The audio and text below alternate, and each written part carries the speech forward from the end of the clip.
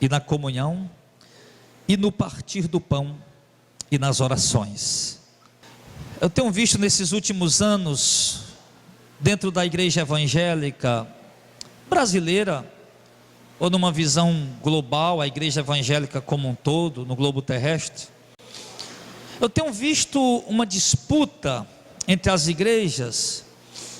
Qual é a igreja verdadeira, a igreja modelo, a igreja ideal para se imitar, a igreja ideal para se alinhar por ela? Qual é a igreja que de fato é o modelo para que nós imitemos, para que sejamos igreja verdadeira também? E tem visto, por exemplo, os neopentecostais, que é o ramo teológico mais novo, mais jovem, se considerando a igreja do momento, a igreja poderosa, a igreja apostólica. Por outro lado, eu vejo a igreja pentecostal, teologia pentecostal, também se considerando a igreja verdadeira, a igreja apostólica, a igreja de Cristo. Aí olho para uma terceira linha teológica e vejo a igreja reformada, o movimento reformado, que se dizem ser a igreja ortodoxa, a igreja que preserva a verdadeira doutrina, o verdadeiro ensinamento. Aí a gente fica observando esses três ramos teológicos, neopentecostal, pentecostal e a igreja reformada. Neopentecostalismo engloba, por exemplo, mundial, universal e outras igrejas aí, Plenitude do Trono, do Agenor Duque, enfim, envolve essas igrejas. Pentecostal envolve umas igrejas um pouco mais antigas, Assembleia de Deus, Deus é amor. Acho que Deus é amor é meio que o meu termo, né? Meia neopentecostal e meia pentecostal. Aí vemos a igreja reformada, presbiteriana, batista, enfim, só para os irmãos terem uma noção do que é que eu estou falando.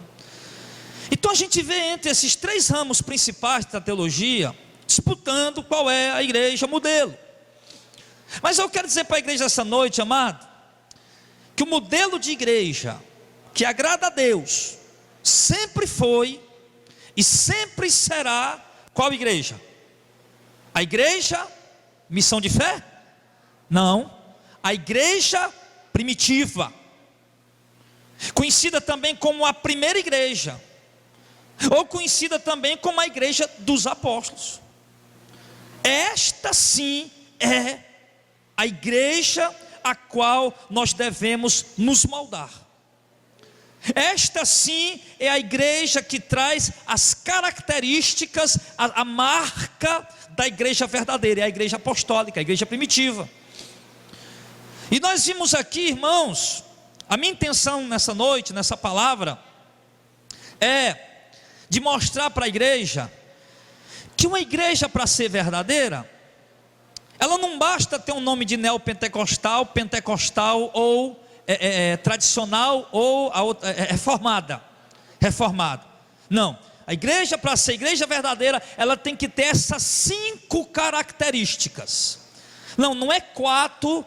Essas características aqui não são as principais apenas, elas são as 5 características de uma igreja verdadeira. Se a igreja tem essas 5 características, então ela é a igreja de Cristo atual. Se a igreja tem essas 5 características, ela é a noiva do Cordeiro na atualidade. E quais são essas 5 características, pastor Jardel? Nós extrairemos desse versículo que nós acabamos de ler. E perseveravam na doutrina dos apóstolos, na comunhão, no partir do pão e nas orações. Então nós vimos aqui 5 características da igreja verdadeira. A primeira, perseverança. A segunda, a doutrina dos apóstolos. A terceira, a comunhão. A quarta, o partir do pão. E a quinta, orações, a igreja que ora. Então, amados, nós vamos ver aqui essas 5 características, de uma por uma, claro que rapidamente, para nós poder ver se eu particularmente tenho essas características, se você particularmente tem essas características, e assim nós possamos identificar se de fato nós somos a igreja de Cristo, ou se nós precisamos mudar. Então, a primeira característica da igreja a ser imitada, que é a igreja apostólica, eu poderia dizer aqui, irmão, nós somos uma igreja reformada. Então vamos ver os 5 pontos do calvinismo, para que nós possamos aprender a ser uma igreja reformada. Não, nós somos uma igreja pentecostal. Então vamos ver aqui 5 pontos do pentecostalismo, para que nós possamos nos tornar uma igreja pentecostal. Nada disso. Nós queremos ver os pontos que revelam a característica da igreja dos apóstolos, para que nós possamos ser iguais a eles. Amém, pessoal? E a primeira característica de uma igreja verdadeira, ou da igreja verdadeira, da igreja apostólica, é a perseverança. A perseverança, meu irmão, ela fala de fé. Perseverança fala de confiança. É alguém que não desiste diante de obstáculos, diante de dificuldades. É alguém que crê, que acredita, que tem fé, que persevera, que luta, que batalha e não se deixa vencer por obstáculos. Nós vimos essa característica manifestada ou exigida em Hebreus capítulo 10, verso 38 e 39, onde está escrito assim: mas o justo viverá pela fé, e se ele recuar, a minha alma não tem prazer nele. Deus diz que o justo, que o salvo, o justificado, o declarado justo, o selado com o Espírito Santo, o crente salvo, ele vive pela fé, ou seja, ele é perseverante, ele não recua, ele está sempre avançando na fé. Ele passa luta, dificuldade, adversidade, problemas, gigantes se opõem, escassez, necessidades, privações, tentações, mas ele está sempre perseverando na fé. Por quê? Porque ele confia nas promessas do Senhor. Em Hebreus capítulo 11, verso 1, aliás, no verso 39 aí de Hebreus 10, 38, 39, nós porém não somos daqueles que se retiram para se perder, mas daqueles que creem para a conservação da alma. Hebreus 11, verso 1, ora, a fé é o firme fundamento das coisas que se espera e a prova das coisas que não se vê. Observe que a pessoa que tem fé, ela tem confiança, ela espera, ela confia, ela guarda, ela tem a prova. Não precisa o sol parar, a lua parar, não precisa o mar se abrir, ele tem confiança naquilo que está escrito, ele tem confiança naquilo que Deus falou, naquilo que prometeu, está dentro dele. As promessas de Deus, embora invisíveis, para ele é real, é viva, é verdadeira, porque ele tem fé, ele acredita, ele confia. Sim, por isso ele diz que a fé é o firme fundamento das coisas que se espera e a convicção das coisas que não se vê. Primeira característica, perseverança. Hebreus 11:6 diz: ora, sem fé é impossível agradar a Deus, porque é necessário que aqueles que se aproximam de Deus creiam que Ele existe e que é galardoador dos que o buscam. Então o que ele está falando? Ele está dizendo, irmão, que sem fé é impossível agradar a Deus. Eu já disse que a perseverança é característica de alguém que não desiste. E não desiste por quê? Porque tem fé, porque crê, porque acredita. Essa é a base sólida do cristianismo. O texto declara que sem fé é impossível agradar a Deus. O homem não agrada a Deus com campanhas, o homem não agrada a Deus com ofertas, o homem não agrada a Deus com votos, com propósitos, com boas obras, com boas ações. O homem agrada a Deus pela fé. Fé que é fruto, sim, da perseverança. Sim. Então logo, se alguém não tem fé, ele não persevera. Se alguém não está perseverando, é porque não tem fé. E se não tem fé, é porque não é perseverante. E sim, logo ele não tem a primeira característica da igreja verdadeira. Você é um crente perseverante? Você é daqueles que persevera? Você é daquele que na hora da provação, na hora da luta, na hora do combate, na hora da batalha, na hora do levante, você está firme porque crê? Mas se você não está firme porque crê, meu irmão, eu lhe digo em nome de Jesus essa noite, mediante esta palavra: levante-se e creia em nome de Jesus. Exercite a sua fé, porque todos os eleitos, selados com o Espírito Santo, têm fé. Agora você precisa exercitá-la, viver, praticar. Uma igreja que não tem fé, um crente que não tem fé, ele não persevera. Se ele não persevera, ele não tem a primeira característica da igreja verdadeira. Amém? A segunda característica da igreja verdadeira, vê se você tem ela: a doutrina dos apóstolos. A doutrina dos apóstolos. Agora vamos ver. A partir do século II, depois da morte do último apóstolo, o apóstolo João, foi exilado para a ilha de Patmos no ano 95, passou 4 anos lá, no ano 99 voltou para Éfeso, lá onde ele tinha residência, onde ele morava e onde ele pastoreava. Passou mais 4 anos lá, no ano 103 João morre, com 94 anos, o último apóstolo morreu. Agora surge, aliás, a igreja continua, só que muitas e diversas doutrinas começam a entrar dentro da igreja. Doutrinas do tipo, deixa eu ver se eu me lembro de algumas aqui. Eu não vou explicar essas doutrinas, vou só falar o nome. Doutrinas do tipo,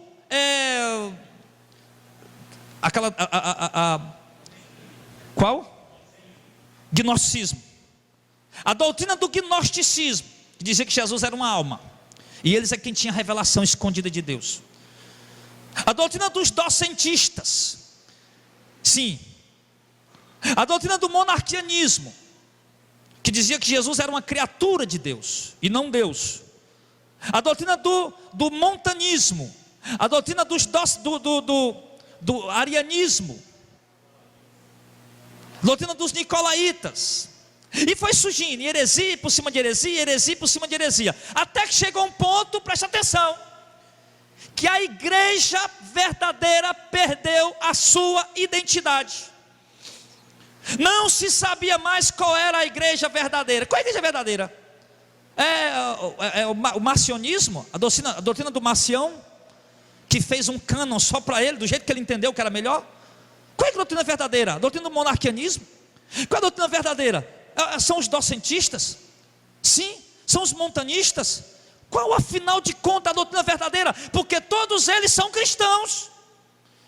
Então o que acontece? A igreja estava perdendo a forma, e foi preciso a igreja verdadeira assumir uma posição diante de tudo isso, e se intitular de igreja católica. Nós vamos se intitular de igreja católica para que as pessoas possam distinguir que nós somos a igreja verdadeira.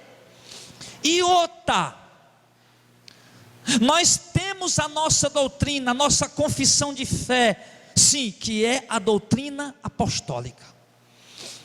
Então a igreja verdadeira precisou assumir essa posição, meu irmão. A igreja que trazia a doutrina ortodoxa. Ortodoxa é aquela doutrina que é a doutrina tida como verdadeira. A doutrina tida como verdadeira. Sim. Então a igreja precisou assumir essa posição e defender a doutrina que estava se deturpando, que era qual? A doutrina dos apóstolos. Você vê que ele disse aqui, a segunda característica, que eles perseveravam na doutrina de quem? Dos apóstolos. Não era na doutrina dos gnósticos, não era da doutrina de nenhum outro, mas na doutrina dos apóstolos. Os apóstolos eram a única fonte confiável de doutrina que de fato agrada a Deus. Os apóstolos de Cristo, aqueles que Cristo escolheu, chamou e enviou, esses homens eram a única fonte confiável da doutrina verdadeira. Qualquer doutrina, qualquer religião, qualquer igreja, para ser tida como verdadeira naquela época, era preciso estar alinhada, alicerçada, fundamentada na doutrina apostólica dos apóstolos de Cristo. Tanto é que depois, alguns anos depois, século terceiro, século quarto, quando as pessoas iam procurar uma igreja, eles procuravam saber: rapaz, essa igreja aí, ela nasceu de onde? Esse pastor que está aí aprendeu com quem? Por que esse cuidado? Porque o pessoal da verdade, o povo da doutrina apostólica, eles queriam o seguinte: que esse pastor da igreja, ele tem que ter aprendido com alguém, que aprendeu com alguém, que aprendeu com outro alguém, que aprendeu com os apóstolos. Tinha que ser uma doutrina que era ramificação do cristianismo ortodoxo, verdadeiro e genuíno. E o povo tinha esse cuidado. Por quê? Porque o povo que verdadeiramente é escolhido por Deus para ser salvo, é um povo zeloso pela doutrina dos apóstolos. Entenda isso, meu irmão. Qualquer igreja do passado, do presente e do futuro, para poder se intitular nós somos a igreja de Cristo, não basta apenas dizer nós somos pentecostal, neopentecostal, tradicional, reformado. Meu filho, se não trouxer a doutrina apostólica e não perseverar nela, não é igreja verdadeira. Não pode ser. Repito, a doutrina apostólica é a única. É o que, igreja? Única, não há duas, três, é a única fonte de doutrina confiável. Olha lá para Gálatas capítulo 1. Olha lá, Gálatas 1, rapidinho. Gálatas 1, verso 8 e 9. Olha como a doutrina dos apóstolos é a única fonte confiável de doutrina verdadeira que agrada a Deus. Gálatas 1, verso 8 e 9. Mas ainda que nós mesmos, ou um anjo do céu vos anuncie outro evangelho, além do que já vos tenham anunciado, seja amaldiçoado. Assim como já vos dissemos, agora também vos digo: se alguém anunciar outro evangelho além do que vocês já receberam, seja amaldiçoado. O que Paulo está dizendo? Se alguém chegar aqui e pregar outro evangelho que os apóstolos não ensinaram, seja maldito. Porque a fonte da doutrina verdadeira é os apóstolos. Eles receberam a inspiração. Jesus escolheu a ele, deu a eles a inspiração. Eles foram pelo mundo levando a inspiração dessa verdade. Olha lá rapidinho também, lá em 1 João capítulo 2, vizinho Apocalipse. 1 João, tem Judas, 3 João, 2 João, 1 João capítulo 2,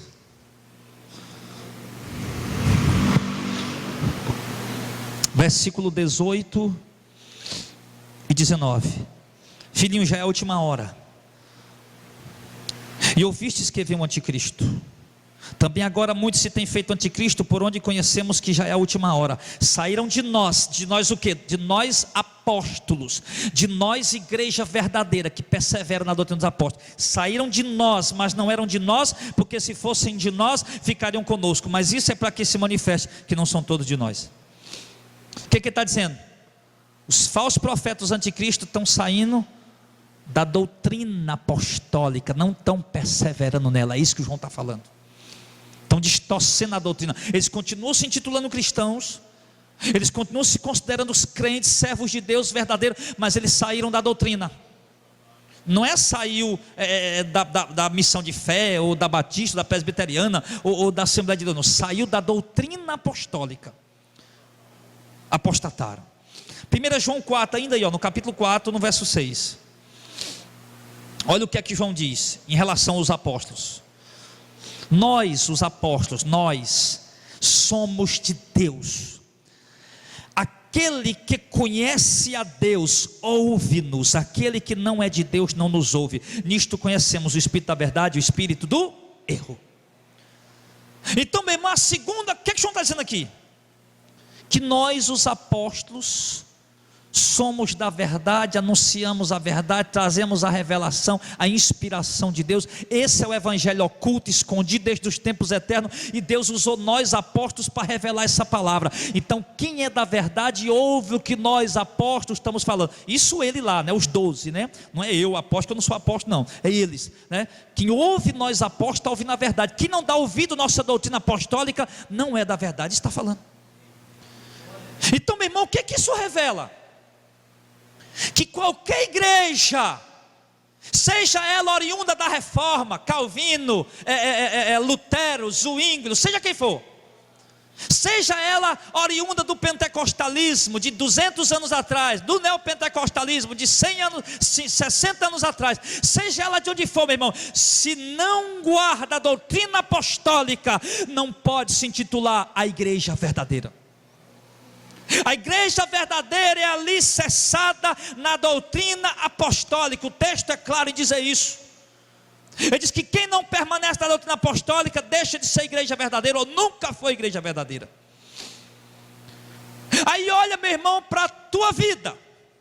A gente fala aqui da Universal, da Mundial, se aponta a Universal, aponta a Mundial, aponta a Batista, aponta o Testemunho de Jeová, aponta os Mormons, mas e você, meu irmão?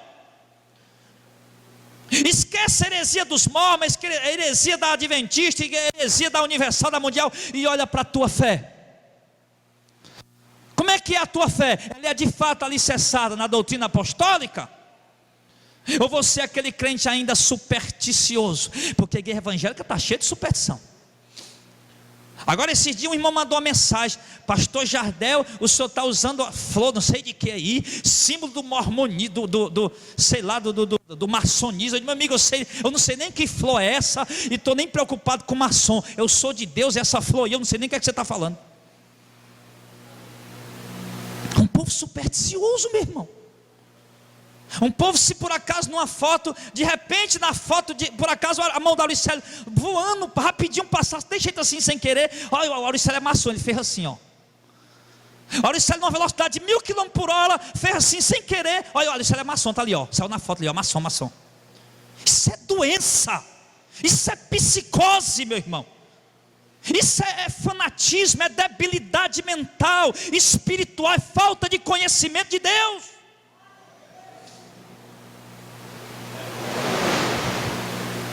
Fica vendo tudo isso, encontrando brecha para aqui e para acolá.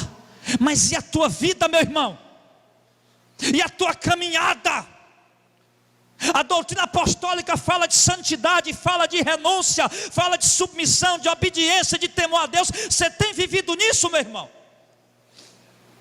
A igreja verdadeira é aquela que tem essa segunda característica também: persevera na doutrina dos apóstolos. Ontem eu conversava com os irmãos, foram comigo para Madalena, eles contavam algumas coisas interessantes, de crentes que estão por aí dizendo: pastor Jardel prega a verdade, Paulo Júnior prega a verdade. Aí estão lá na casa deles lá, irmão, vem para a oração aqui que vem um profeta hoje para cá. Aí os irmãos, amigos, estão lá, foram lá, para o culto, né? Opa, esse profeta aí deve ser uma bênção. Acho que ele vai passar umas 2 horas pregando a palavra de Deus, porque profeta prega a palavra. Mas passaram lá um tempo lá, oraram, cantaram. Depois que terminou, o profeta agora vai falar. Irmão, Deus está revelando isso. Irmão, Deus está revelando aquilo. Ei, irmão, vem cá, ó, Deus está mostrando isso aqui. Deus está mostrando aquilo. O cara terminou o culto, não abriram a Bíblia. Eu digo, cadê o profeta? Meu irmão, como é que tem crentes ainda, meu irmão, com essa mentalidade de achar que profeta é aquele que anda revelando isso, revelando aquilo, meu irmão? Onde que está a verdadeira profecia, a palavra de Deus, a doutrina apostólica, a qual nós temos que nos alicerçar nela? A segunda característica da igreja verdadeira: ela persevera na doutrina apostólica. Doutrina apostólica não tem campanha de 7 dias, de 21 dias, de 31 dias. Doutrina apostólica não tem rosa ungida, flor ungida, medalha ungida, martelo ungido. Doutrina apostólica não tem envelope ungido, dízimo, não tem nada disso. Voto. Doutrina apostólica não tem nada a ver com isso, não tem nada disso, não reza, não prega, nada disso. Mas as igrejas estão cheias de todas essas coisas. A doutrina apostólica zela por aquilo que Cristo ensinou, por aquilo que Cristo pregou, por aquilo que Cristo revelou mediante o Espírito Santo. Sim. A igreja apostólica, ela não fica eufórica só porque o dízimo é obrigatório. O dízimo não é obrigatório, não. Aí quando chega no culto que a palavra vai lá em cima do pecado deles, eu não fico mais aqui. A igreja apostólica, alicerçada da doutrina dos apóstolos, a igreja verdadeira, ela se alega com toda a verdade, mesmo que confronte o pecado dela. Aí é que ela se alicerça. Quanto mais a doutrina bate no pecado dele, ainda mais ele se enraiza na doutrina. A terceira característica. Então, meus irmãos, só para concluir isso aqui, então, os escritos dos apóstolos sempre foram, sempre serão, sim, de fato, a doutrina verdadeira, que se chama de ortodoxia. Se eu ouvir falar essa palavra, ortodoxia, você lembra disso? É a doutrina verdadeira, é o culto verdadeiro, é a palavra verdadeira. Isso é ortodoxia. Sim, foi, a doutrina dos apóstolos foi em todas as gerações a doutrina certa, correta, e continua sendo ainda hoje. Sabe, chegou, irmãos, a Idade Média, ali do século XII, irmão, a igreja estava totalmente desvirtuada do que era a doutrina de apóstolos. A igreja católica já tinha imposto lá diante de todos, que o Papa fala por Deus. O Papa no trono sentado é Deus falando. E o Papa falando um monte de heresia, não, mas é Deus falando. O Papa falando e contrariando o que está escrito, não, mas é Deus falando. Deus nunca vai falar nada que contraria a palavra dele. Aí surgiu aquele movimento, né, pré-reformador, com o John Wycliffe na Inglaterra, depois os valdenses, aí depois veio o John Hus, no século XII para o século XIII, aí depois no século XVI, entra ali em ação o Lutero e o João Calvino, e o Zwingli. Mas primeiro tiveram esses homens de Deus aí, ó, que inclusive o Hus foi até morto na fogueira por causa disso. E muitos valdenses também, era um movimento também protestante, que queria uma reforma na igreja. Surgiu esse movimento, eles queriam que a igreja voltasse à doutrina apostólica. Você sabe como foi o título que esses reformadores deram ao movimento que eles estavam fazendo? De volta às fontes. Irmão, o nome do nosso movimento, de volta às fontes. O que é isso? Queremos voltar o que a igreja pregou há 1500 anos atrás, na época deles lá, né? Que foi no século XVI, ano 1517, 1530, por aí. Então, nós queremos voltar às fontes. Nós se distanciamos demais do que os apóstolos ensinaram, se distanciamos demais do que os apóstolos pregaram. Nós precisamos voltar às fontes. Aí levar aqueles homens lutar, meu irmão, morrer, dar a vida pela doutrina ortodoxa verdadeira, para a igreja voltar às fontes. E glória a Deus, meu irmão, que deu certo. Glória a Deus que deu certo. Estamos nós aqui hoje, né? Em nome de Jesus. Então, a segunda característica da igreja verdadeira é uma igreja cuja doutrina é alicerçada, não em Calvino, eu sou calvinista, não em Lutero, eu sou luterano. Não, é uma doutrina alicerçada na doutrina apostólica. Amém? É isso. Quando alguém perguntar isso, é calvinista, é zwingliano, é luterano, é pelagiano, meu amigo, eu não sou nada disso aí. Eu sou da igreja dos apóstolos, da igreja primitiva. A minha fé, a minha doutrina, a minha vida está alicerçada na doutrina dos apóstolos. Calvino, Lutero, Zwingli foram teólogos, homens que contribuíram, outros que não contribuíram, homens que acertaram, outros que erraram, mas eu volto lá para as fontes, para a Bíblia, para a palavra de Deus. Aí, meu irmão, a terceira característica da igreja verdadeira é a comunhão, que no grego vocês já ouviram falar um tal de uma palavra chamada koinonia. Já ouviu falar nisso aí? Vai falar koinonia. Que negócio é esse koinonia? Comunhão. Comunhão. Então, meu irmão, o que significa comunhão ou koinonia, para quem queira chamar como queira?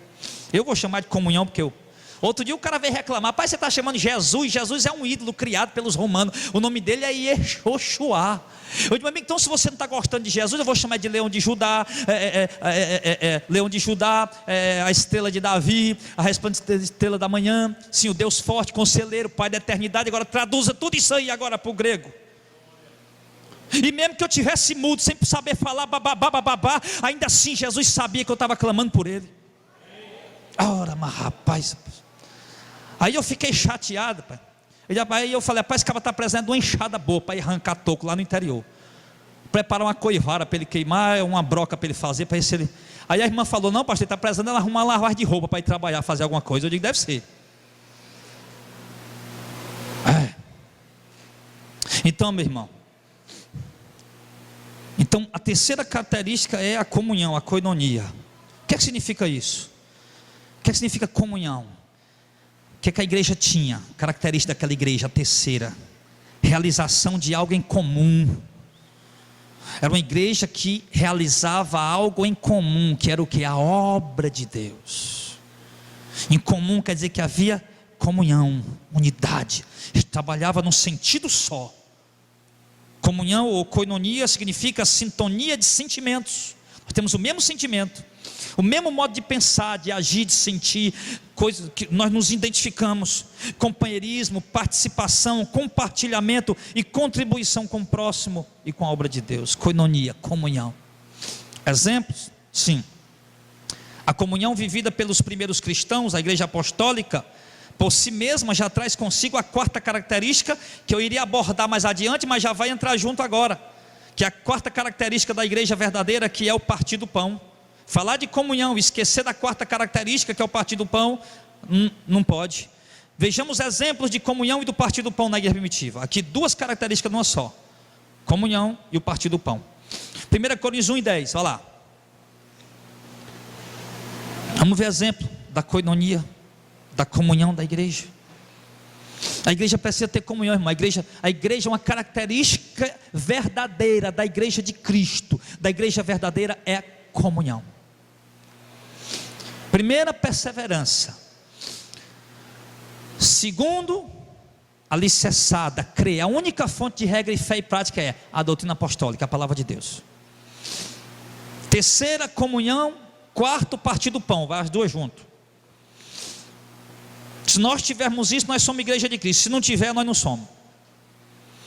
Isso aqui não pode faltar na igreja verdadeira. São características essenciais, obrigatórias na igreja de Cristo.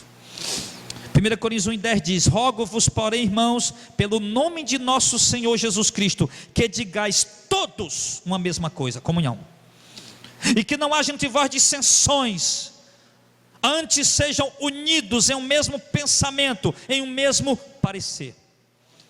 Comunhão. Paulo está dizendo para a igreja, tinha uma igreja que estava faltando isso. Paulo disse: ó, se vocês são igreja de Cristo, você tem que falar a mesma coisa, ter o mesmo sentimento, as mesmas ideias, os mesmos sentimentos uns para os outros. Exemplos dessa prática na igreja: Atos 2:44.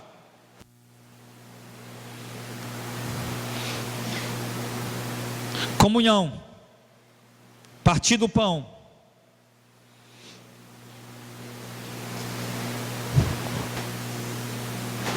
Atos 2:44 ao 47.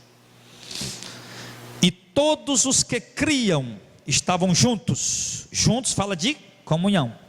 E tinham tudo em comum, fala de comunhão. E vendiam as suas propriedades e bens e repartiam com todos segundo cada um havia necessidade. Comunhão. E perseveravam unânimes, ou seja, quer dizer que tinham todos o mesmo sentido, a mesma perseverança, o mesmo propósito, a mesma doutrina, o mesmo amor. Perseveravam unânimes todos os dias no templo, no partir do pão em casa, comiam juntos com alegria e singeleza de coração. Comunhão e o partir do pão. E partindo o pão em casa, comiam juntos com alegria e singeleza de coração. Terceira e quarta característica: comunhão e partir do pão. Os irmãos se serviam uns aos outros com o que tinha. Os irmãos pegavam dos seus bens e serviam os outros irmãos. O outro irmão pegava dos seus bens e servia o outro irmão. Isso era comunhão. Você vê, estavam juntos no templo, cultuando, adorando, louvando, aprendendo a palavra, buscando a Deus juntos ali. Sim, que coisa maravilhosa.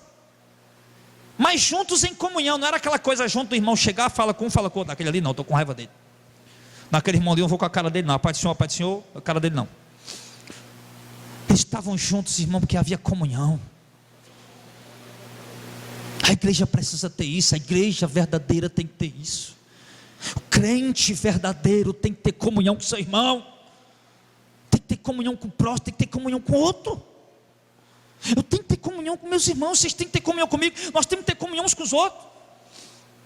Nós temos que partir o pão. Ele diz aqui, irmão, olha aí, em Atos 4, 32 ao 35. E era um coração e a alma da multidão dos que cria. Ninguém dizia que coisa alguma do que possuía era sua própria, mas todas as coisas lhes era comum. Os apóstolos davam com grande poder testemunho da ressurreição do Senhor Jesus, e em todos eles havia abundante graça. Não havia, pois, entre eles necessitado algum, porque todos os que possuíam herdades ou casa, vendendo-a, traziam o preço que foi vendido, depositava aos pés dos apóstolos e repartia a cada um segundo a necessidade que cada um tinha.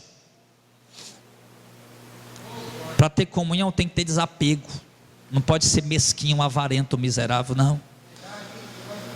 Para ter comunhão tem que ter amor. Amor. Como é que vai ter comunhão sem ter amor? Para ter comunhão tem que perdoar. Para ter comunhão tem que ter a capacidade de pedir perdão, ou de reconhecer o erro, ou de perdoar quem lhe agrediu, quem lhe feriu, quem lhe magoou. Comunhão, meu irmão, ela envolve muita coisa. Envolve perdão, envolve amor, envolve humildade. Uma forte característica da igreja verdadeira. Jamais a igreja pode ter comunhão com falsidade, com hipocrisia, com fofoca, com disse-me-disse. Não. Para nós termos comunhão, meu irmão, e o partir do pão é preciso ser desapegado. Meu irmão está precisando de um dinheiro para pagar energia, ou meu irmão pega aqui. O irmão está precisando de dinheiro para comprar o gás, precisando de dinheiro para comprar um remédio. O irmão está passando necessidade, a igreja se junta, ajuda o irmão, porque é o partir do pão,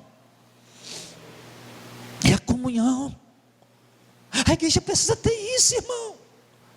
Nós vimos hoje os maiores projetos das igrejas, qual são? Qual é? Construir megas templos, quando seria na verdade o quê? Comunicar com os santos as suas necessidades, e investir na obra missionária, de modo que levasse o evangelho, de modo que levasse a palavra, de modo que levasse a doutrina, de modo que eles produzissem, como ia ser bonito, esses homens fazendo livro, revista, CD, DVD, papapá, congresso, e tudo sendo dado gratuitamente, por amor, pela comunhão, pelo partir do pão, meu irmão. A igreja precisa disso. A igreja não tem isso, ela não é igreja. O crente que se tranca no seu mundinho, egoísta, avarento, prepotente, presunçoso, se amolda em cima das suas riquezas, meu irmão, ele pode estar no meio da igreja, mas ele não é igreja. Falta das principais características que envolve o amor, o dom supremo, comunhão e partir do pão. Isso envolve o amor. Se você não tem isso, cuide em pedir a Deus em buscar. Quarto ponto, irmão. Aliás, o quinto ponto. Quinto e último ponto. Qual é, presbítero? As orações. Qual eram as 5 características da igreja verdadeira? Perseverança, doutrina dos apóstolos, comunhão, partir do pão, orações. Nós já vimos a perseverança, envolve a fé, a crença. Já vimos a doutrina apostólica, envolve a verdade, a sã doutrina, o conteúdo puro, genuíno, sem distorção, sem adulteração da verdadeira mensagem de Cristo e dos apóstolos. Já vimos aqui tudo rapidamente, lógico. Já vimos aqui a comunhão e o partir do pão, envolve o amor, a renúncia, a humildade, o perdão, a misericórdia, a piedade. E a quinta e última característica, tem que ter. Você pode não profetizar, pode não falar língua, pode não curar, pode não ter o dom da palavra da sabedoria e do conhecimento, mas isso aqui você tem que ter. Para ser igreja tem que ser isso aqui. As orações. A oração foi uma das principais atividades da igreja primitiva. Uma das principais, ou a principal, uma das principais atividades da igreja primitiva. Atos 1, vá lá, rapidez. É tudo em Atos, pega do 1, depois a gente vai na sequência. Coloquei tudo aqui sistematizado para ficar fácil para a gente. Atos 1, verso 12 ao 14. Olha como a oração era das principais atividades da igreja verdadeira. Então voltaram para Jerusalém, do monte chamado das Oliveiras, o qual está perto de Jerusalém, à distância do caminho de um sábado. Entrando, subiram ao cenáculo onde habitava Pedro, Tiago, João, André, Filipe, Tomé, Bartolomeu, Mateus, Tiago, filho de Alfeu, Simão, o Zelote e Judas, irmão de Tiago. E todos estes perseveravam unanimemente em oração e súplica com as mulheres e Maria, mãe de Jesus, e com seus irmãos. A quinta e última característica fundamental de uma igreja verdadeira, que nós listamos aqui essa noite, em 5, é a oração. Esses homens estavam lá num lugar, perseverando, unânimes em oração com as irmãs da igreja. Igreja verdadeira ora. Se falta essa característica, já envolveu a doutrina, que é a palavra, agora está envolvendo a oração. Crente que não lê Bíblia, que não busca conhecimento da doutrina apostólica, está complicado. Como é que vai se alicerçar na verdade? Agora, oração. Crente que não ora, filho, está faltando uma das principais características da igreja verdadeira: oração. Quanto tempo você gasta de oração? Como é que é a sua vida de oração? Você é devoto em oração? Exercita a oração? Pratica a oração? Busca a Deus em oração? É isso? Ou você é aquele crente campanheiro, só ora na campanha da igreja A, igreja B, igreja C? Então você não ora, porque aqui não tem campanha. Amados, em Atos capítulo 3 do verso 1, diz que esses homens tinham até a hora marcada para orar, e Pedro e João subiram junto ao templo, a hora da oração, às 3 horas da tarde. Tinha até a hora marcada. Opa, 3 horas, é a hora da oração, vamos lá.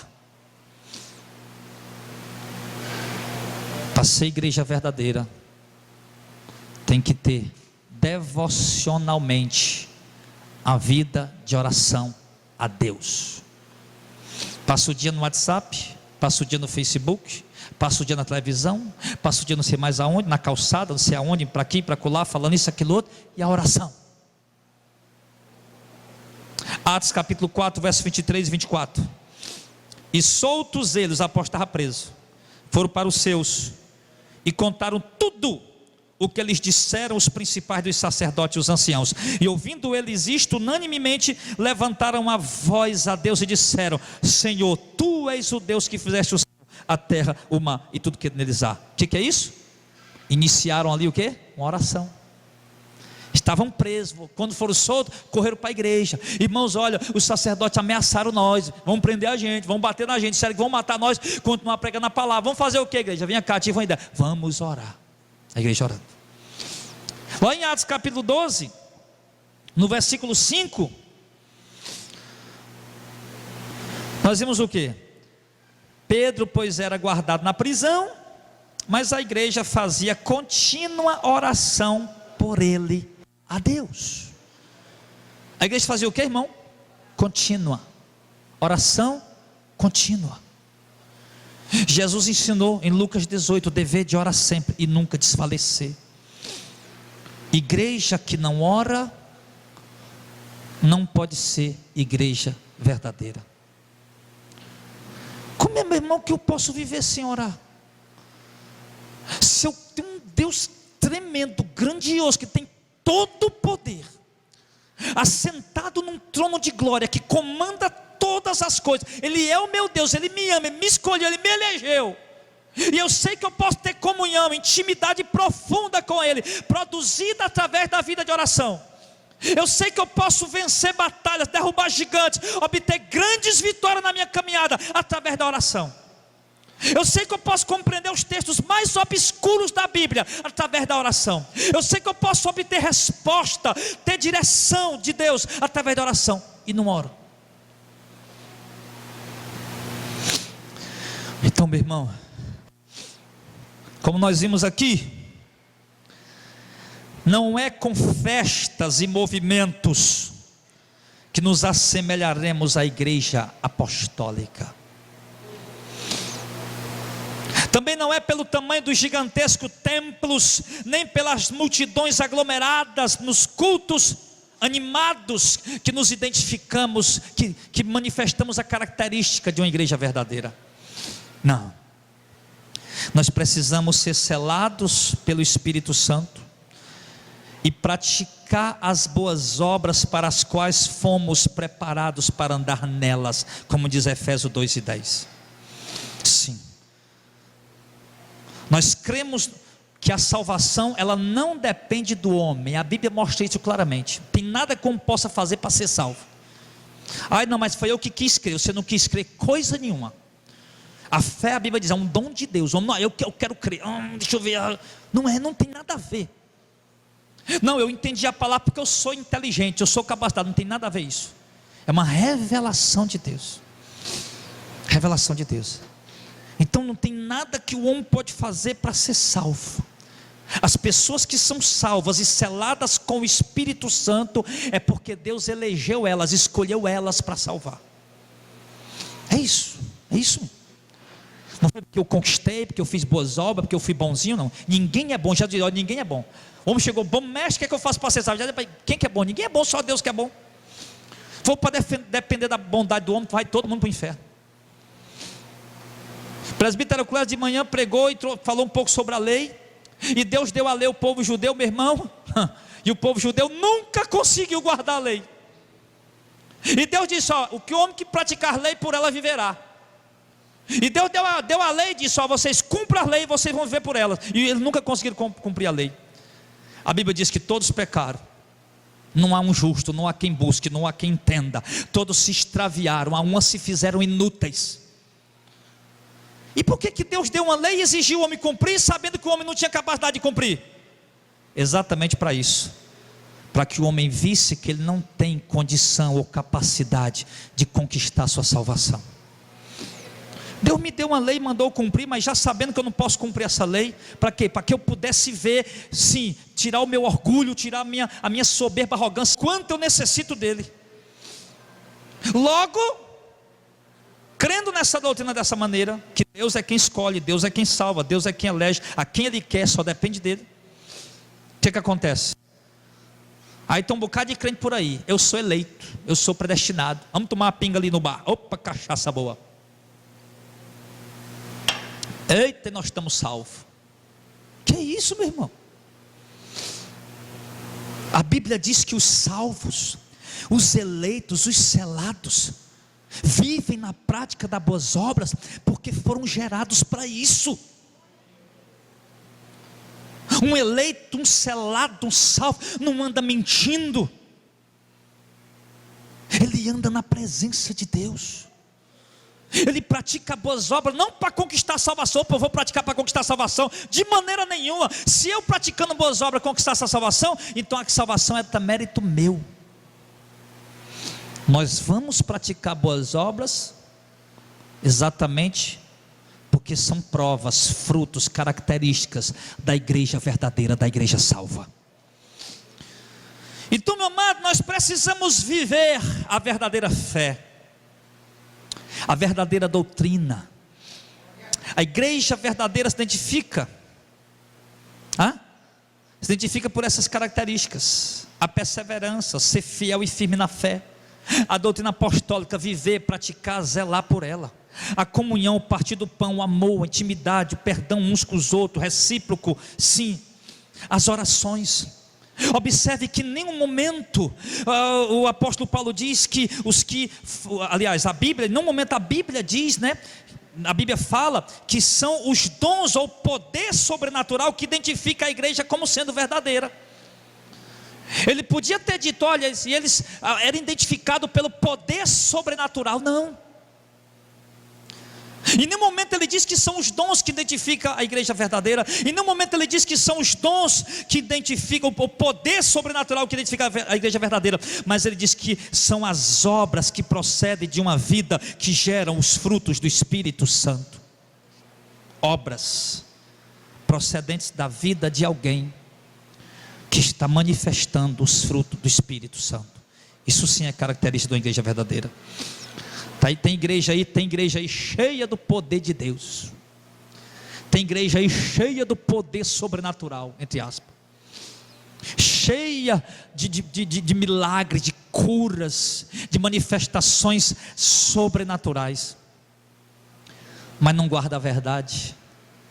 Não tem a verdadeira doutrina apostólica. Não tem a perseverança dos santos.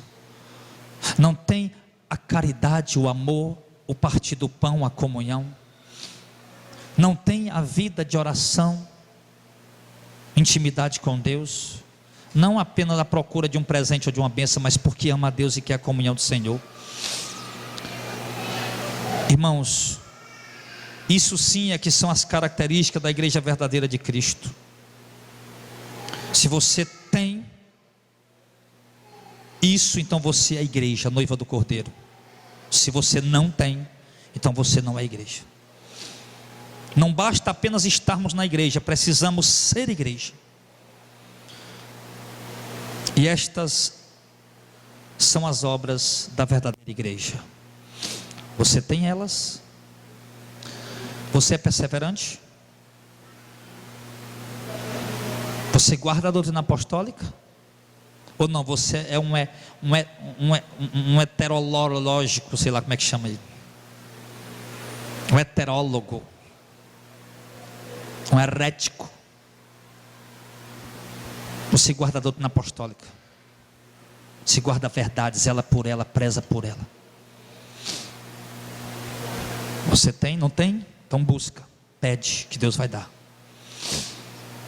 Você é perseverante na oração? Não? Então você não tem uma característica principal, tem que ter. Você tem comunhão com os irmãos, o partir do pão? Você é daqueles que tem um coraçãozão aberto para estar ajudando os irmãos que passam necessidade, passam privações? É? Então você é igreja, mas você se fecha no teu mundinho egoísta, você não é igreja. Você está dentro da igreja, no meio da igreja, mas não é igreja.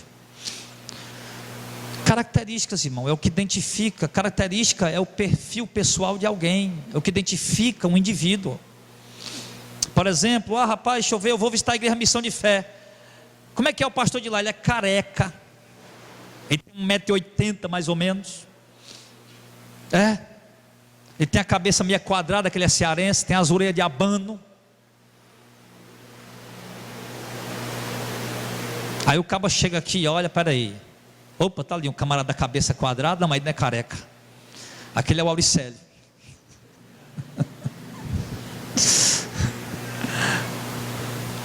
Aí quando o cara olha e vê, o carequinha, 1,80 m, orelha de abano, cabelo, pronto, tá aí o pastor. Pastor Jardel. Opa, meu irmão, peraí.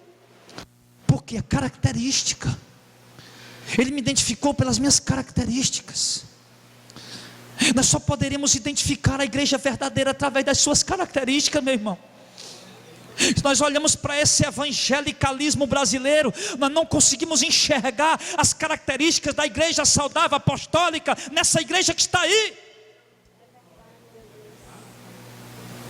Eu não concordo quando eu vejo os reformados tentando se identificar como a igreja ortodoxa, porque estão mais alicerçados na doutrina calvinista do que na palavra dos apóstolos. Eu não concordo quando eu vejo a doutrina neopentecostal ou pentecostal se identificando como a igreja verdadeira. Eles estão mais alicerçados em doutrinas heréticas e idólatras do que na doutrina dos apóstolos.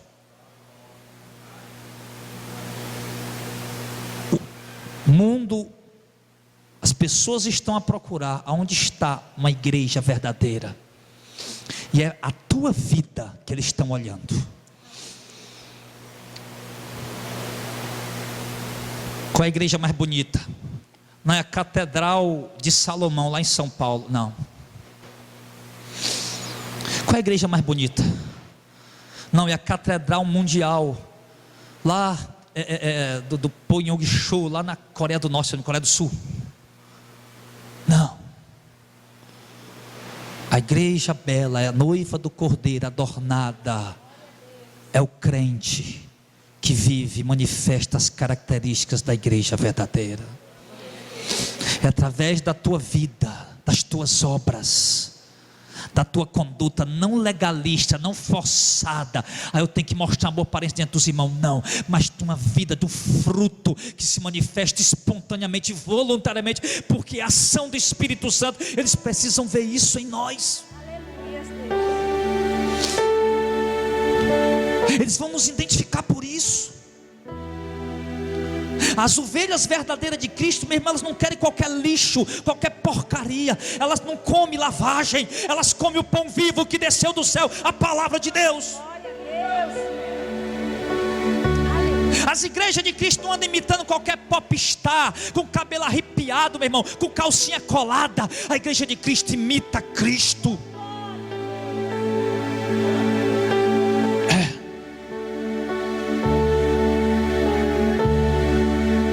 A igreja ortodoxa, verdadeira, genuína, salva, santa, pura, sem mancha, sem mácula, declarada justa, é uma igreja que Deus elegeu desde a fundação do mundo. E queira ou não queira, as trevas têm te pedir, o sistema tem te pedir, o anticristo tem te pedir, mas elas vão se manifestar. Nem que morram queimados numa estaca, nem que sejam devorados de novo na arena do Coliseu, nem que sejam decapitados, mas vão se manifestar, porque a igreja gloriosa ainda anda aqui pela terra. E essa igreja, ela aguarda a volta de Cristo. Ela espera o Cordeiro que virá nas nuvens, o Rei dos Reis, o Senhor dos Senhores. Ela espera o reino, e não a Copa do Mundo de 2018. Ela espera o reino de Deus. Meu amado, se você tem essas características, glória a Deus por isso. Mas se você não tem, eu lhe digo, é sério, ore e peça a Deus: Senhor, eu preciso ser lapidado, eu preciso ser moldado à forma da igreja verdadeira, à forma da igreja apostólica. Então, quando nós tivermos isso, sim, então logo as pessoas vão olhar e vão dizer: ali está uma igreja verdadeira. Quando nós tivermos essas características, aí as pessoas vão olhar e vão dizer: ali está a noiva do Cordeiro, ali está a igreja de Cristo. Eles vão saber identificar. E quando Cristo vier, de modo algum nós seremos confundidos. Confirme a tua eleição, meu irmão. Confirme a sua eleição, como Paulo disse. A eleição do crente tem que ser confirmada. Esses frutos precisam se manifestar. Eu convido a igreja a ficar de pé. Amados, a igreja que está aí, se dizendo ser igreja verdadeira, eles sequer valorizam os dons de Deus ou respeitam. Tudo eles transformam numa mercadoria, num instrumento de ganhar dinheiro, de enriquecer, de ter lucro. A visão deles não é alma, não é o reino, é dinheiro, é o vil metal, é a ostentação, é o luxo, é o poder aquisitivo. É isso. E aí, meu irmão, olha para essa igreja que está aí, meu irmão. Show, comércio.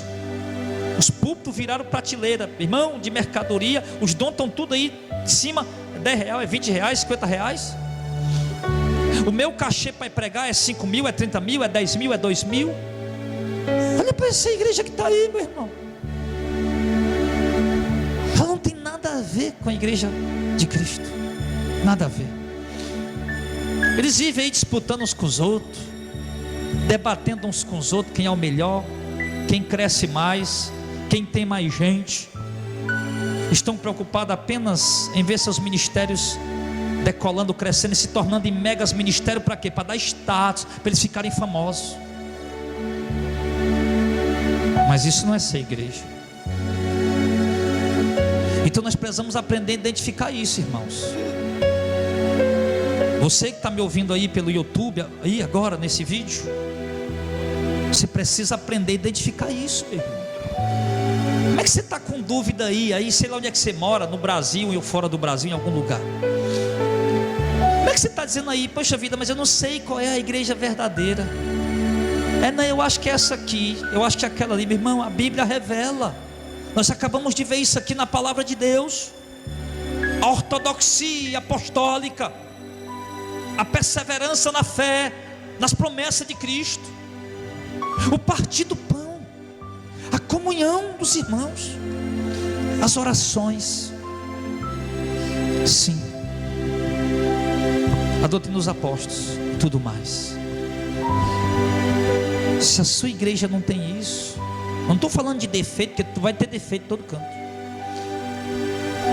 mas se a sua igreja precisa pregar isso, e você precisa ver a igreja lutando, se esforçando com toda a imperfeição de um e do outro para viver isso, é preciso. Então nós temos que seguir nossa caminhada, irmãos. Eu tenho visto irmãos dizer: pastor Jadel, mensagem verdadeira, continue assim. Por que eles dizem isso? Porque já viram tantos começarem assim bem, na verdade, e depois escorregar e nunca mais se levantar. E de fato, irmão, nós temos que orar e, como disse, perseverar na doutrina apostólica. Não basta só passar pela doutrina, tem que ficar nela e perseverar nela.